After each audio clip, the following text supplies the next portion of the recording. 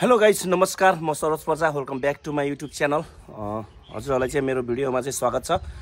र आज चाहिँ म बगीलाई चाहिँ यहाँ लाने ठाउँ बनाउँदैछु। यो चाहिँ खाल्डो, एकदम खाल्डो छ। हाम्रो बगी चाहिँ त्यहाँनिर छ। अनि बगी चाहिँ यो छुन्छ क्या यहाँनिर। अनि बगी छुने भएको कारणले चाहिँ अब यहाँ चाहिँ म ढलान गर्दैछु आज। अब यो मिलाउँदैछु बगी लान ल्याउन मिल्ने ठाउँ। किनभने अब पानी पर्ने हावाहुरी सिजन छ नि त। पानी पर्ने हावाहुरी आउने सिजन छ। अनि त्यस कारणले चाहिँ अब बगीलाई चाहिँ यहाँ झारेर अलिकति गाह्रो हुने भएको कारणले यो छुनी के यो जुन यो देखिरहनु भएको छ यसमा छुनी भएको कारणले चाहिँ यसलाई आज चाहिँ अब म आज ढलान गरेर यसलाई बाटो मिलाउँदैछु, राम्रो बनाउँदैछु। अनि त्यसपछि चाहिँ बगीलाई चाहिँ म यो वेयर हाउसमा हाल्ने वातावरण मिलाउँदैछु। अब घाम पनि एकदम चगिरहेको छ। अब गिटी बलुवा सिमेन्टी त मैले ल्याइसकेको छु। अब यहाँ हालिसकेको छु, राखिसकेको छु। अब यसलाई मिक्स मात्रै गर्नु बाइक छ। बिस्तारै काम गर्दैछु। अब पङ्खा लगाइ काम गर्दैछु। एकदम गर्मी के, अब मोटो पनि भयो। अनि यस्तो काम धेरै भयो नि त नगरेको। अब पहिला त धेरै काम गरे हो। अनि आजभोलि चाहिँ यस्तो काम नगरेको कारणले चाहिँ एकदमै गर्मी हुने के, धपेडी हुने, स्यास्या हुने। अनि त्यही भएर अलिक बिस्तारै एकदमै स्लो चाले काम गर्दैछु। अब हेरौँ न, यहाँ एकदम खाल्डो छ क्या। अनि बगी डढ्याम बगी यहाँनिर छ नि। अनि त्यो तलको मुनिपट्टि हामीले हालेको लाइटहरू छ नि। अनि त्यो लाइट चाहिँ अनि चुडिया गरेँ क्या। अनि चुडिया गरेको कारणले चाहिँ आज म यसलाई मिलाउँदैछु। अब यसलाई यहाँ टक्क ढलान गरेर होइन स्लो बनाउँछु, दामी हुन्छ। अनि त्यसपछि चाहिँ हाम्रो बगी चाहिँ अनि यो वेयर हाउसमा चाहिँ पार्किङ हुन्छ हाम्रो चाहिँ, यो भित्र हुन्छ। अनि हावाहुरी पानी जे आए पनि मतलब हुँदैन। अब हिजो यहाँ चाहिँ पानी पनि पऱ्यो, हावाहुरी पनि आयो। अनि त्यस कारणले चाहिँ बगी अब यहीँनिर बाहिर छ क्या। बाहिर नै भएको कारणले चाहिँ अनि पानी असिना ससिना आउने कारणले अनि हुन्छ नि त, धेरै नै भुराहरू पनि चल्यो। अनि त्यो कारणले चाहिँ अब ठाउँ बनाउँदैछु। अब ठाउँ बनाएपछि 1-2 दिन चाहिँ बगी हाम्रो यहाँ बाहिरै हुनेछ। अनि 1-2 दिनपछि चाहिँ अनि बल्ल भित्र राख्न मिल्नेछ। अब अहिले चाहिँ मिल्दैन, किनभने अब यसलाई सेड हुनु पऱ्यो नि त, ढलान सेड हुनु पऱ्यो। अब ढलान गर्दैछु। ल ठिक छ। अब होइन एकदम गर्मी छ कि फेरि।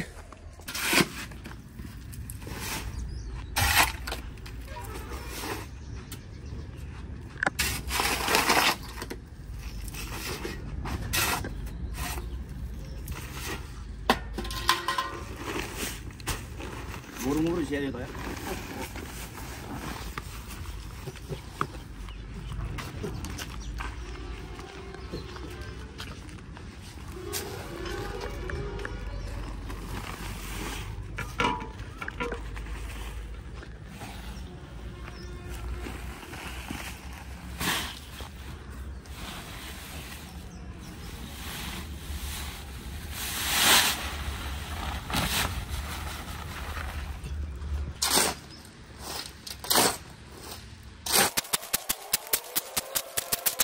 रोज गर्मी छ गाइस, के गरौँ। धेरै यो काम नगरे भएर होला, थकाइ पनि लाग्ने, गाह्रो के गरे। यस्तो काम गरेर खानु चाहिँ गाह्रो छ।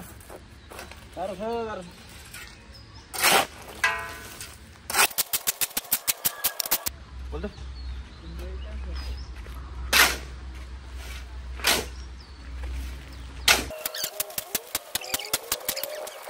त गरेको साह्रै गाह्रो भयो।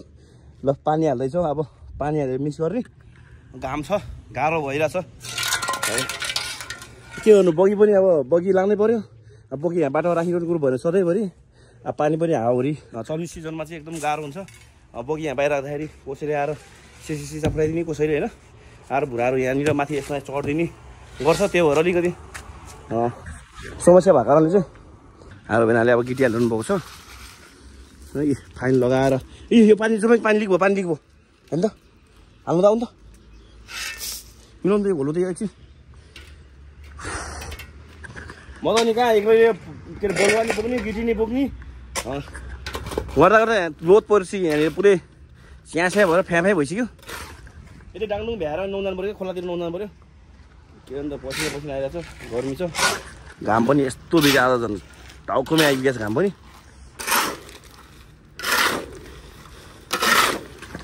अब डाङडुङ यति गरिसकेपछि गरे हुन्छ क्या। अब गर्ने भन्यो भन्दै बर्खा लागिसक्यो।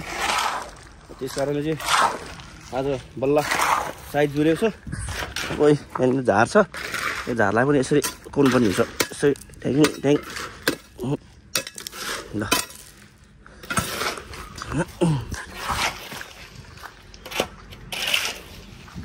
अब होइन यति गर्नलाई एकदम गाह्रो हुँदैछ गाइस यार। मान्छेले कसरी गर्छ होला है, सधैँभरिको काम गर्छन् नि। हामीलाई एकछिन गर्दा यस्तो गाह्रो भइरहेको छ। उनीहरू त बानी पनि पऱ्यो होला नि त सधैँ गरेर भएर हामी चाहिँ कहिले पनि नगरेको एकदम गाह्रो। ल दिवेश भाइले पानी पुगिरहेको छ, दिवेश भाइ पनि आइपुगेको छ ट्याक्क। ल पानी त्यहाँ छेउमा राख, कति के हाल्नु पऱ्यो हाल्नु। म त यहाँ लोड पऱ्यो क्या त्यही भएर क्या तपाईँ ठ्याक्कै आइपुग्यो, तँलाई बोलाउनु पऱ्यो भनेर थिएँ फोन गरेर ठ्याक्कै आइपुगेछ। ल पानी राख्छ क्या अलरेडी नि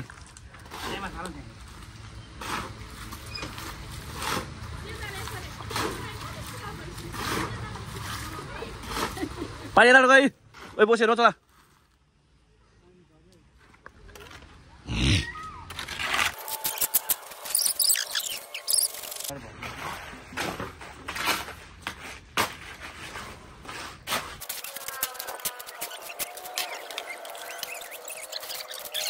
ल अब यार म त थाक्यो यार, काम गर्दा थाक्यो, काम गर्दा थाक्यो। गाह्रो हुने रहेछ यो सिमेन्टी र गिटी खेलाउनलाई, के खेलाउँछ खै यार गाह्रो। अहिले यति गरेर भए अब यहाँ खाल्टो पुर्दै हुनुहुन्छ हाम्रो भेनाले। यो ट्याक्कै खाल्टो नै पुरी भइसकेपछि चाहिँ अनि हाम्रो बगी सरर आउन जाने पास हुन्छ।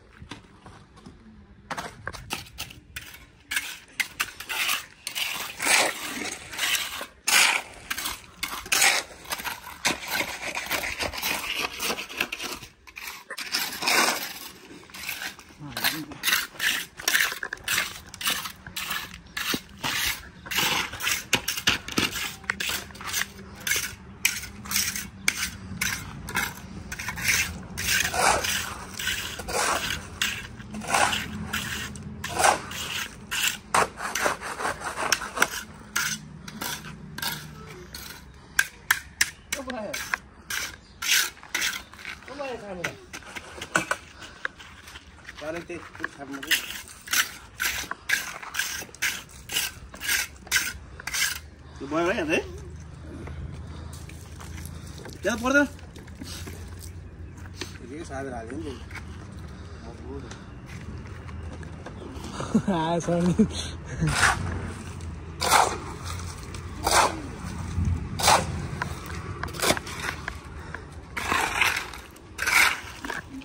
मादम काम भइरहेको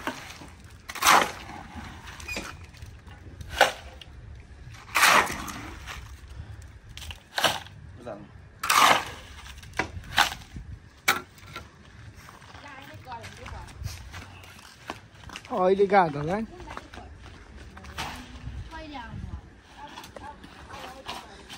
त्यहाँ नि ल्याउने हो।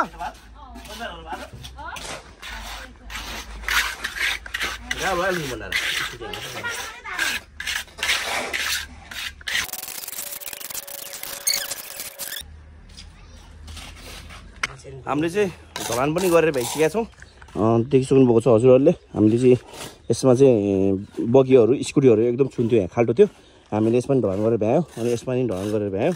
अब बगी चाहिँ ल्याउन लानलाई एकदम सजिलो हुन्छ अनि स्कुटी पनि ल्याउन लान एकदम सजिलो हुन्छ।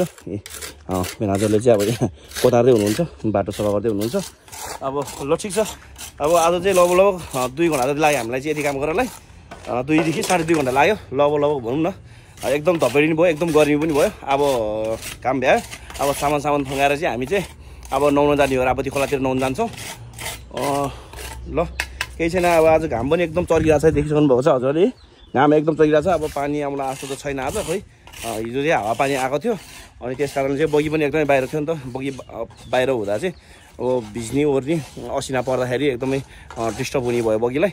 अनि त्यस कारणले अब सधैँभरि बाटोमा पनि राखिरहने कुरो भएन। अनि त्यस कारण चाहिँ हामीले यहाँनिर एकदम खाल्टो थियो क्या, यहाँ थुन्थ्यो क्या त्यो। अरू भन्दा नि त्यो बगीको त्यो जुन मुनिपट्टि लाइट छ त्यो लाइटलाई छुएर जसरी तार काटे अनि कति बनाउँदा हैरान भयो, 3-4 चोटि त काट्यो पनि।